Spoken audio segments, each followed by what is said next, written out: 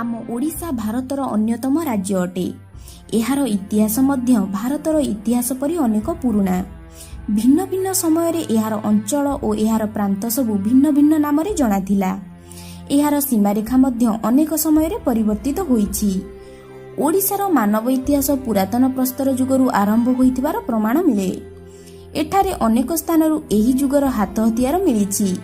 महाभारत भली केतेक पुराण ग्रंथ मानकरे एहार उल्लेख देखिबाकू मिले। तेबे आम ओडिशार इतिहास विषय रे किछि कथा जानिबा पई एही भिडियोटी शेष पर्यंत निश्चय देखंतु।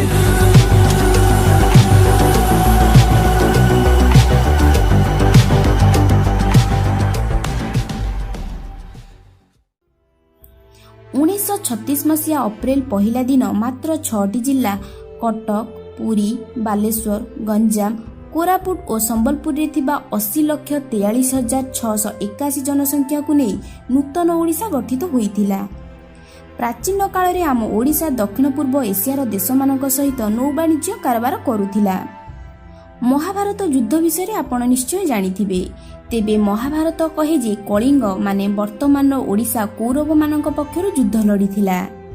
आपण निश्चय जानिथिबे जे भुवनेश्वर पूर्वरु कटक ओडिशार राजधानी थिला।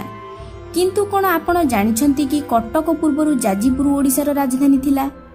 केसरी राजांक शासन काल रे वर्तमान जाजीपुर ओडिशार राजधानी थिला। प्राचीन काल रे ओडिशार कला एवं वाणिज्यर संस्कृति एते जगार प्रभाव विस्तार करिथिला जे एबे भी श्रीलंका, इंडोनेशिया, कोरिया, थाईलैंड एवं जापान भली अनेक देश मानकरे एहार चिन्ह देखिबाकू मिले। तेबे एहा थिला आम ओडिशार इतिहास विषय रे किछि तथ्य। आशा करूची एही वीडियोटी आपण मानकू बहुत भल लागिथिबो। जदि भल लागिला गोटे लाइक निश्चय करि दियंतु एवं आम चैनल को सब्सक्राइब करिबा भूलंतु नाही।